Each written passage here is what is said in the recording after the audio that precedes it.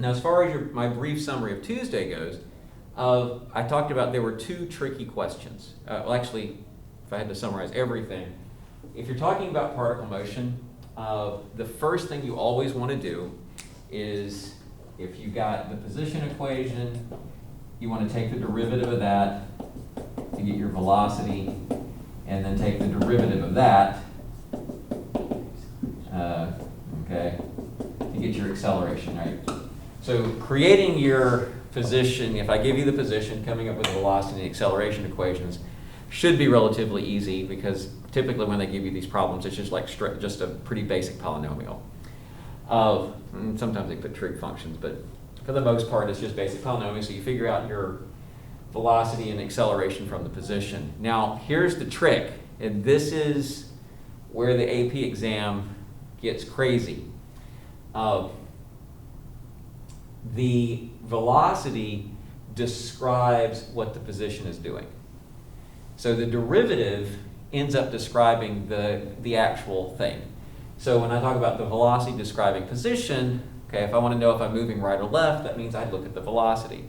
In a similar manner, the acceleration describes velocity. So like in this part, if the velocity is positive, that means position is increasing. If the acceleration is positive, that means velocity is increasing. So you're going to see things where they ask, is the position increasing or is the velocity increasing? If they ask if the position increasing, it means you're looking at the velocity. If they ask if the velocity is increasing, you're looking at acceleration. Now, the two tricky questions, and this is just a summary. It's in the video the first time, but it's important enough where I need to talk about it again. There are the two tricky questions that typically are asked. Like the easy question is, what's the displacement?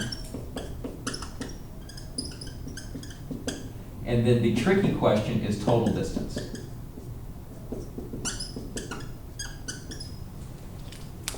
So this is the easy question, displacement, and two, the total distance, that's the tricky question. This requires a little more thought. As far as displacement goes, that's simply a matter of where did you start, where did you end up, what's the distance? So if I tell you that your total displacement is a -5, what I'm telling you is we started somewhere, and after a certain period of time, we ended up 5 spots to the left of where we started. That's what a displacement means. Total distance traveled doesn't mean that. I mean, it can. Total distance traveled is how far did you actually walk? Because most likely when they give you these problems, you don't go directly from here to here. You get lost. You go this way a little bit, you go this way a little bit, right? You can go all over the place. And if you go all over the place, your total distance traveled is going to be a lot longer than just 5. Also, when you have a total distance traveled, it's always a positive number. So, tricky question number 1, if they ever ask for total distance, you got to do some work, right? As far as displacement, you don't do much work at all, okay? So, that's tricky question number 1. Tricky question number 2 relates to, okay, is if I ask, is the velocity increasing? That's a very easy question. Velocity, if I want to know if velocity is increasing, I simply look, is my acceleration positive? Right? Because acceleration describes what velocity is doing. So if my acceleration is positive, my velocity is increasing, and obviously the other way around, if acceleration is negative, my velocity is decreasing. So if I ever ask, is my velocity increasing or decreasing, that's an easy question. The tricky question is speeding up or slowing down, or is speed increasing or speed decreasing? Right? This is the tricky question, right? Because you need two things. You need the acceleration. You also need the velocity. In this case, to know if something's speeding up, the velocity and the acceleration have to be the same sign. Like they both have to be positive or both have to be negative. Speeding up, so slowing down, right, or is speed decreasing, that's the when the signs are different. And I talked a good bit about that on Friday or on Tuesday. But I want to talk about those as being the tricky questions. All right, So Tuesday, I sort of started this whole thing off with, I gave you a polynomial, and then we answered a few questions about the polynomial. But the AP exam, yeah, sometimes they give you polynomials, but they give you other information. They can give you that same information in a sort of a different format.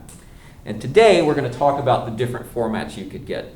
And the first format is a picture. Now I put these in notes. If you printed them out, great. If not, you're just going to have to look at the screen, right? But they can, like all those questions that we talked about on Tuesday, I can ask almost the same ones, but instead of giving you a polynomial, I give you a picture. Now when I give you a picture, you have to be careful about what kind of picture I give you.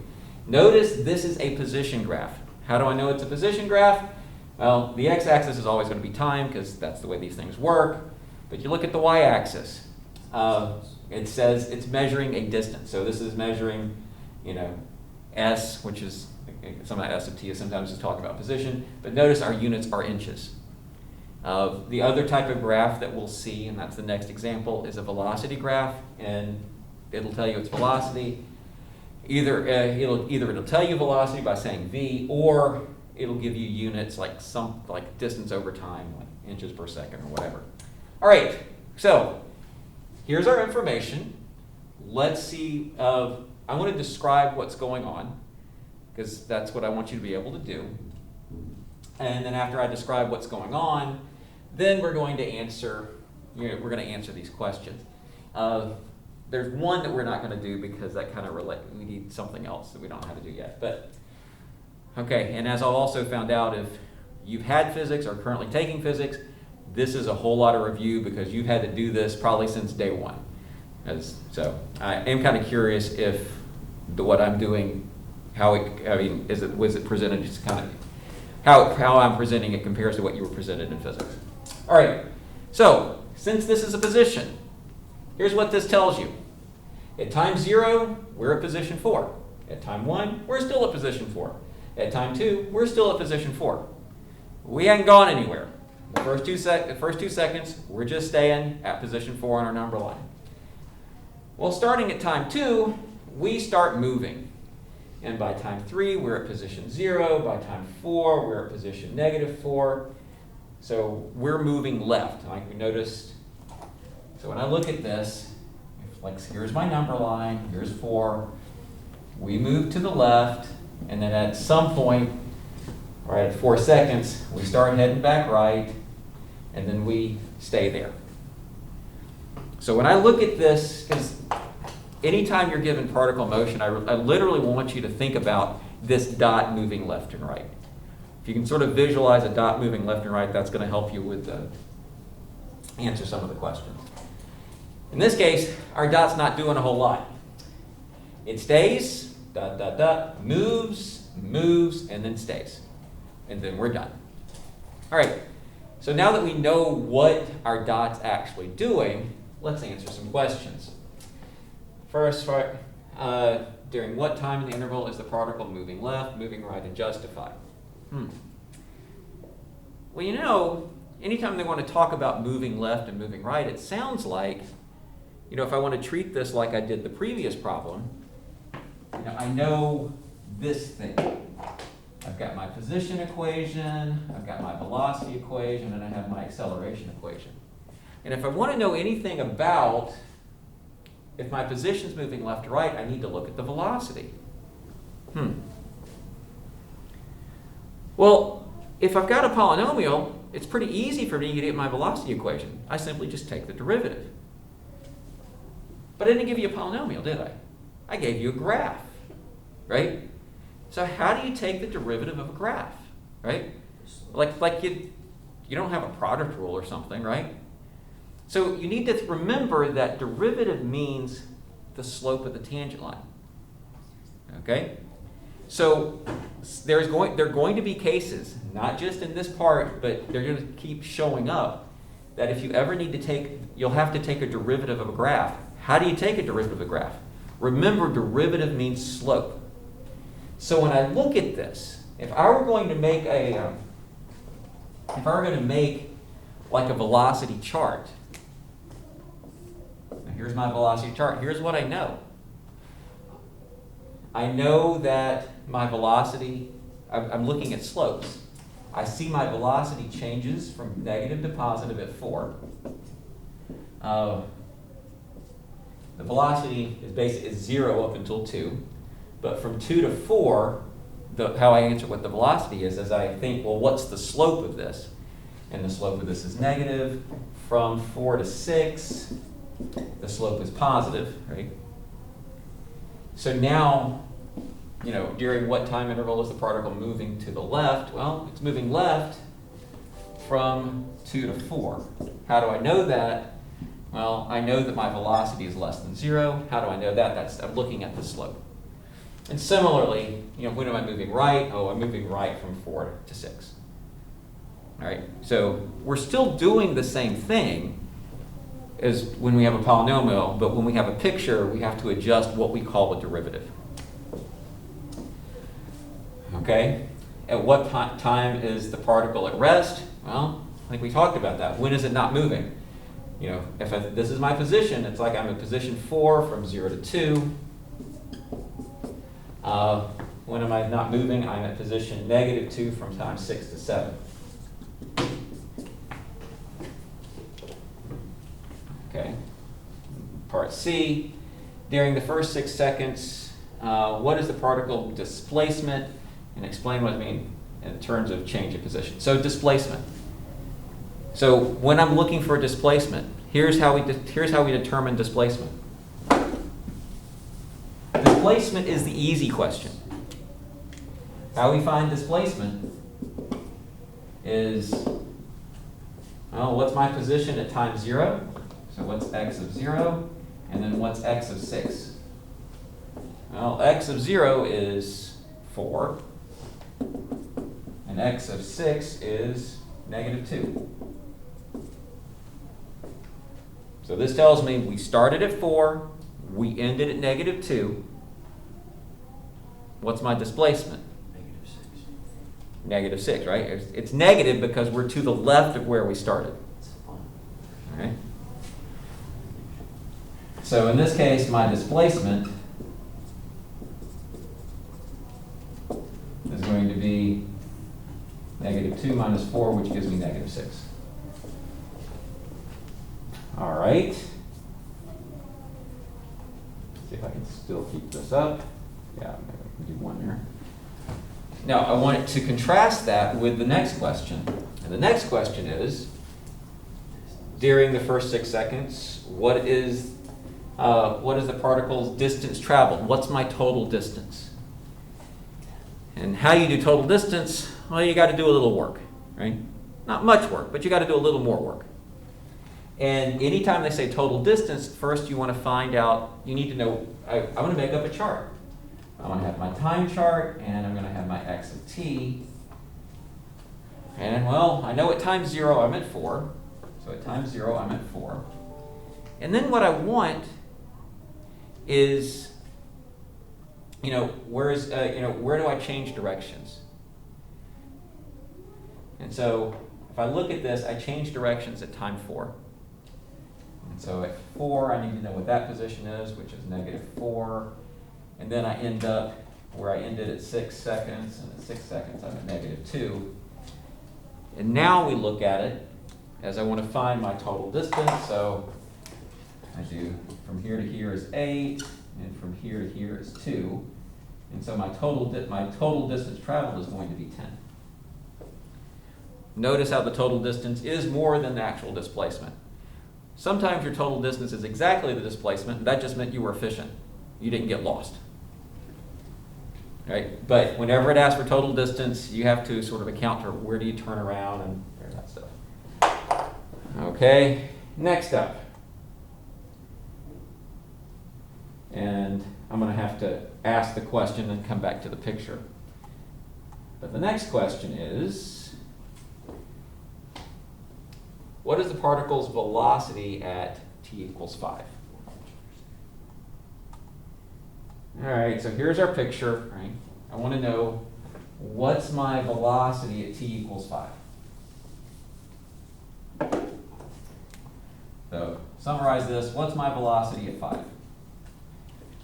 Well, velocity, that's the derivative of position, right? If this is my position, this is asking, what's my slope at 5? Now, I do want to warn you that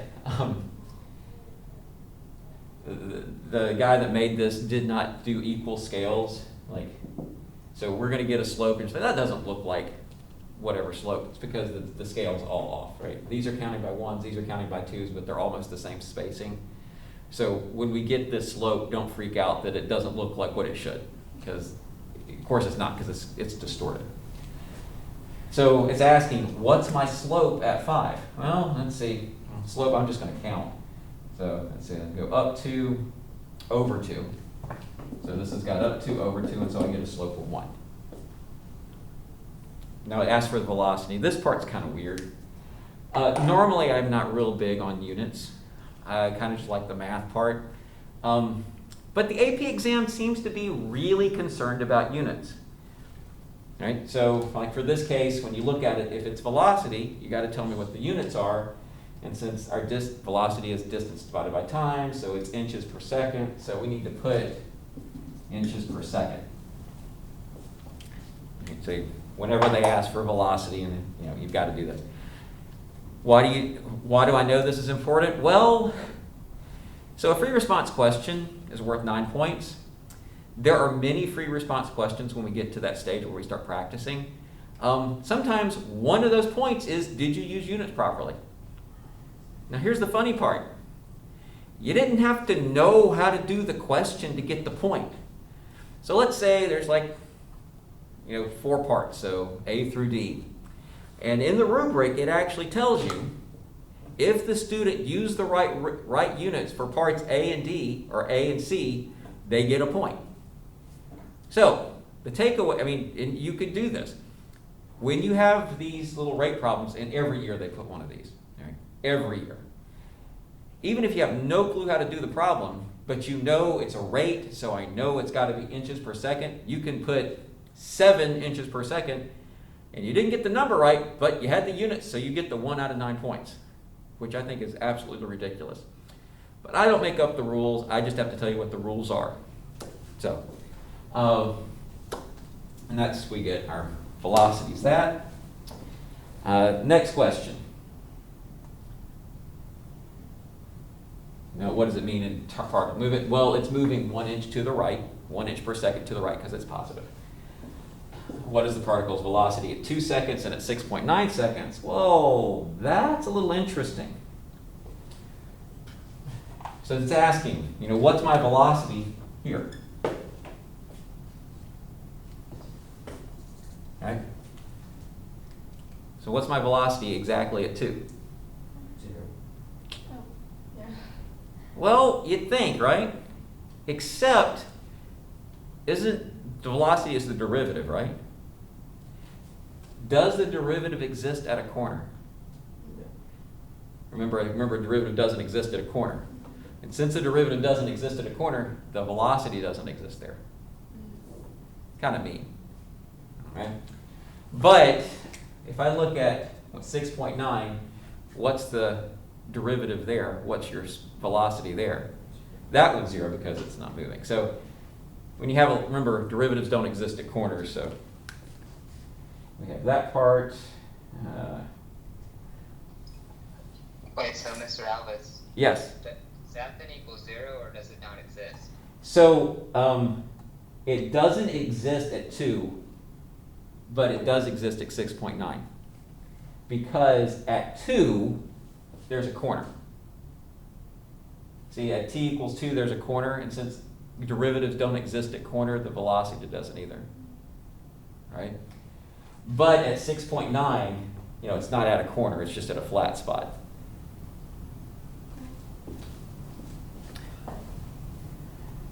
All right. Next. During what time interval is the particle's speed the greatest? And when is the velocity the greatest? All right, so you physics folks already know this. For those of you who haven't had physics, I need to talk about it. Okay? So if you've had physics, you already know the difference between speed and velocity. If you haven't had physics, here's the difference. Velocity can be positive or negative. If I tell you the velocity is negative 5 inches per second, we know we're going 5 inches per second to the left. Speed is the absolute value of velocity, meaning speed is always positive. So how does that handle, what does that mean as far as this problem? Because they want to know when is the speed the greatest, when is the velocity the greatest. Well, let's look at different velocities. So from 0 to 2, right, from 0 to 2, my velocity is 0 because we're not going anywhere. From 2 to 4, my velocity is whatever the slope of this line is, which is negative 8 over 2, which is negative 8 over 2, which gives me negative 4. Okay. And from 4 to 6, we've already figured that part out. My velocity is, let's see, what's that? Up 2 over 2, so my velocity is 1. And then from 6 to 7, it's 0.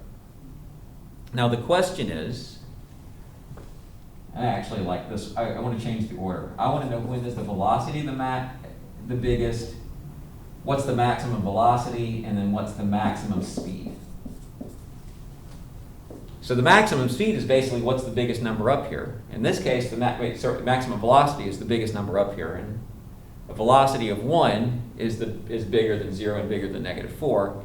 So my max velocity is going to be 1. But if I want to talk about the maximum speed, I have to sort of take the absolute value of everything. In this case, the maximum speed is going to be a positive 4 inches per second, inches per second. Okay. There's some neat things like we can do with speed that's going to impact us next semester, but right now we have. Okay, so there's our maximum speed, velocity. Let's see, did I get everything else? What is the particle's acceleration at 3? The last question. Well, wait a minute. Particle's acceleration at 3. Well, I can figure out this velocity, but how do you figure out, how do we figure out the acceleration? Well, remember, acceleration measures how fast velocity is changing. Is the velocity changing at 3? Because if I look at this, my velocity is constant. Like my velocity is actually at a constant negative 4. And since the velocity is not changing, guess what your acceleration is? 0. So, good and bad news. Right? I guess the bad news is this is the easy one, right? The bad news is you like when they give you the graph of the position because the questions are easier, right? They always are. It gets trickier when they give you the graph of the velocity. So that's the bad news. The good news is I don't think it's still, there's still easy ways to look at it. All right. What's the particle's name? Yeah, he's trying to be funny. All right. So next example.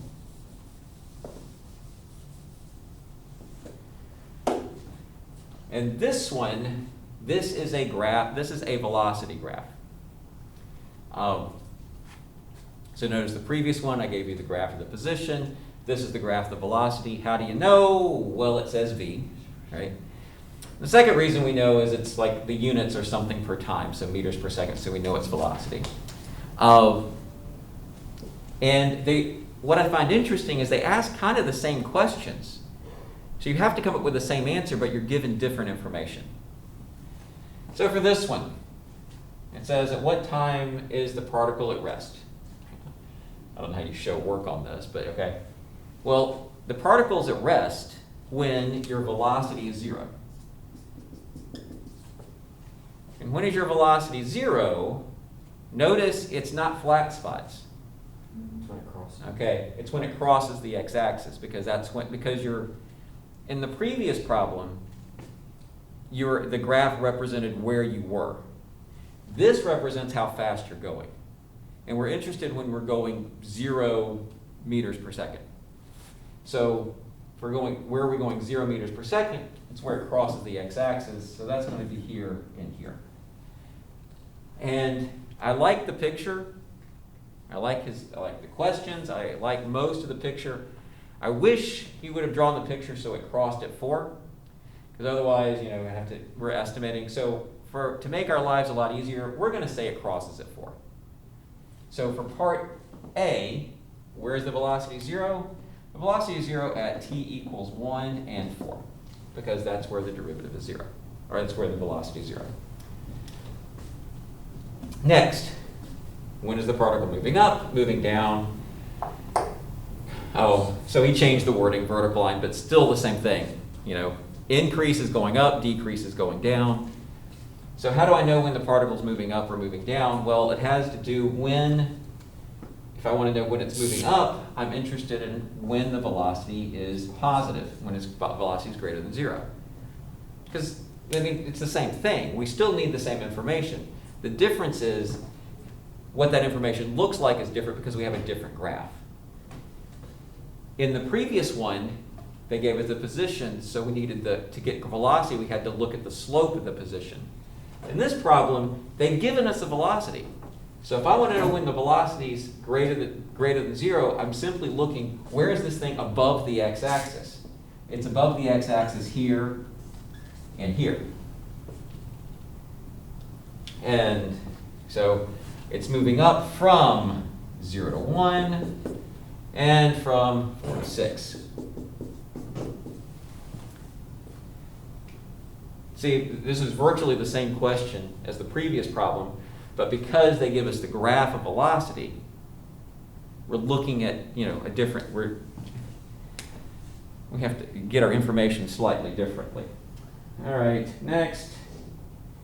At what time is the particle at rest? Okay, we've already done that. Okay, next question. When is it moving at its greatest speed? Right. So we're looking for the maximum speed.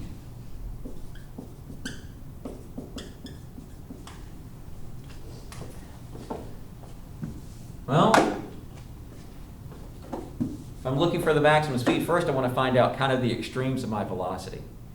And when I look at this, my velocity starts off at 2, right?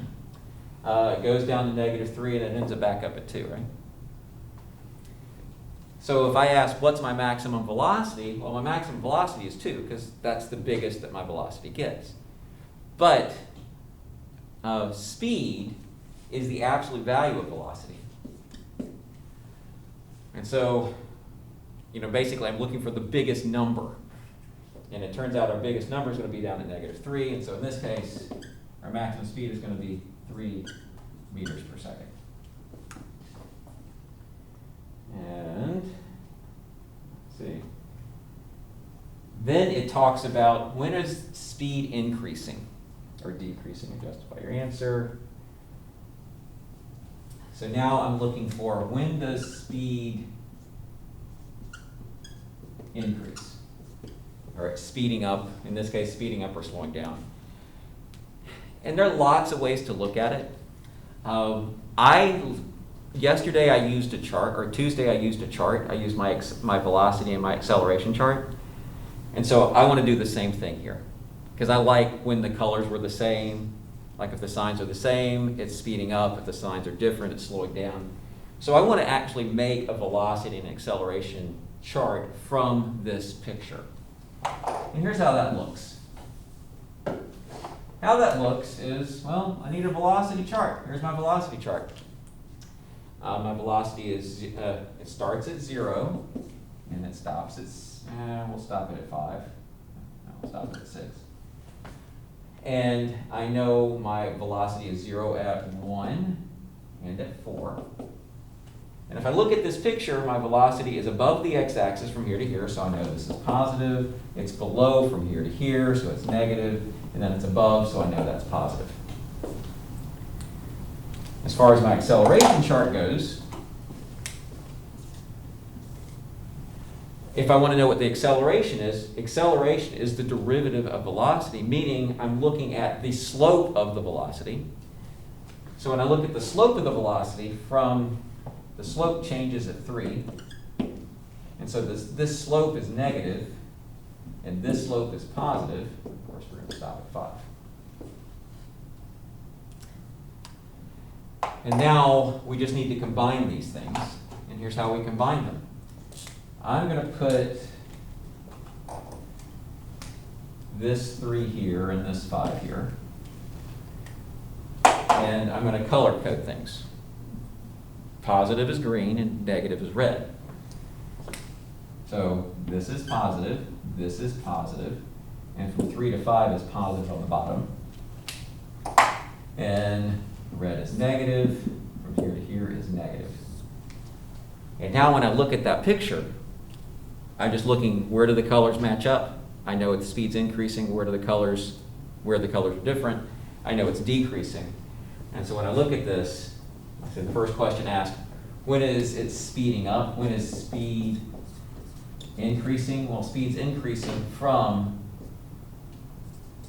1 to 3 and from 4 to 5. Where is speed decreasing? Well, the other ones. It's decreasing from 0 to 1 and then from 3 to 4. It's not speeding up from 1 to 3. What? It's not speeding up from 1 to 3. Oh, wait. Yeah, it is. Signs are the same. You don't care if it's red or green. You care if they're either both red or both green. That's the speeding up part. One way I used to describe if something's speeding up or slowing down, the velocity thing tells you what direction you're going. And then in years past, I've actually described acceleration like wind. So you can think of the wind helping or hurting. So this is, I'm moving right, but the wind's blowing left. And this says I'm moving left and the wind's blowing left, so it's helping. Here, I'm moving left, but the wind's blowing right. And now I'm moving right and the wind's blowing right. So I think of the acceleration as the direction of the wind and the velocity as the direction that I'm moving. I don't know if that helps or not, because sometimes I can can. do it how I learned in physics. What? We learned it a different way in physics. Actually, I'm kind of curious. I'm going to pause. I think we got to this. All right, so back to this speeding up. I like the comparison between velocity and acceleration, and because you need that. All right, I think that was the last of this part. Oh, it says when is acceleration greatest? Well, acceleration, right, think of acceleration. Acceleration is the derivative of velocity. If it's derivative of velocity, that's just another way of saying, when is the slope the biggest? And my slope's going to be the biggest, I think, here. 2.5. From here to here, right? Because the slope's positive, right? Here, the slope's negative, so it's not going to be here, so it's going to be whatever this slope is. Which, where we go? We go from -3 to 2, so that's 5. And then we went over 2, so yeah, 2.5. Oh, I do want to talk about units of acceleration. And again, those of you physics folks, y'all had to do this a ton. So this is typical for units for velocity. It's distance divided by time. Your units for acceleration. So my acceleration is, so my slope is, ends up being 5 over 2. It's distance divided by the time squared.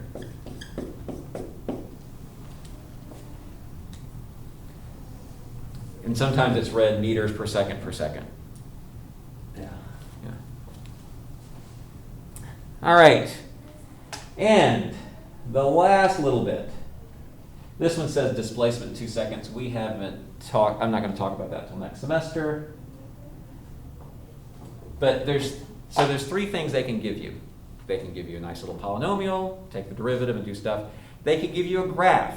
Most likely they'll give you a velocity graph because the questions are too easy if they give you a position graph. But the other thing they can give you is a chart. And if they give you a chart, they can still ask some interesting questions. So let's talk about how on earth do you read a chart. Well, we start off easy. What's the displacement during the 4-second interval? Well, they give you time 0, and where are we at time 0? Where are we at time 4? Well, displacement's going to be s of 4 minus s of 0, and so s of 4 is 0.2, s of 0 is 40, and so I get negative 39.8 feet. We're 39.8 feet to the left of where we started. Which if you think, well, if I started at 40 and ended at 0.2, yeah, that's right, I went backwards that much. So that wasn't a bad question, right? How many times does a particle change direction? Well, then you can kind of look at, I don't like the wording, I think they should say, what is the minimum number of times the particle changed direction? Because you don't really know what's happening between here and here. But, let's see, we went 40, 35, 30, oh, 36. Something's happened between here and here. And then we go to 48. Oh, we went down, right? And then 38, 16 there. So when I look at this, how many times does a particle change direction? Well, it looks like it changed at least 2 times. Now, I got no clue really what's going on in between, but I know at least it changed 2 times. What is the particle's average velocity? Well, you like seeing the word average because whenever it says average, that just means you get to do algebra 2. Average velocity is change in distance over change in time. So for part C, if I'm talking about from 0 to 0.5, my average velocity, change in distance, 35 minus 40 over 0.5 minus 0. And it'll be feet per second. But I was really wanting to get to it. I was hoping I could get to this. Still 5 minutes. Yes. I need to download the. Okay. It says, estimate the velocity. I want to do these two. I want to do a 0.5 and a 2.7. So at t equals 0.5 and at t equals 2.7, they're asking us to estimate the velocity. And we had to do this, right? We had to figure out what the velocity was when I gave you a graph, right? Like if I gave you a function, we had to figure out what the velocity was. If I gave you a graph of position and velocity, we had to figure out what the velocity is. So it's no different. I'm giving you this, I'm asking the same information, but now I'm giving you a chart. How do you do it? And if I give you position, what we know is that the slope of position is velocity. And so this is really saying, what's my velocity at 0.5? This is asking me, all right, at 0.5, how on earth do you compute your slope? Right? So how do you compute your slope at 0.5? I don't know, right? Well, here's the picture. Let's say I were to plot these dots. So if I were to plot these dots, here's what it'd look like. I need board space that I don't have. I'm going to have to try to squeeze it in here. At 0, I'm at 40. At 0.5, I'm at 35. And at 1, I'm at 30. I'm going to zoom in a lot. So I'm here, here, and here. That's not quite it. But let's say I have these 3 dots. And let's pretend, just for a moment, that the graph is nice and smooth. Right? And if we're looking for the velocity, we are looking for the slope of this tangent line. That's what we're looking for. Because that's what velocity is. It means I want to know what's the slope of that line. Well, I can't find the slope of that line. But what I can do, because to find slope I need 2 points. What I can do is find the slope of the 2 points on either side, and the slope between those 2 points is pretty close to this slope. You see that? That's a trick. That's a trick we're going to have to use over and over. So if I want to estimate what's the slope at 0.5, I don't look at 0.5. I look around it. And if I look around it, then I find out that slope's going to be 30.2 minus 40 over 1 minus 0.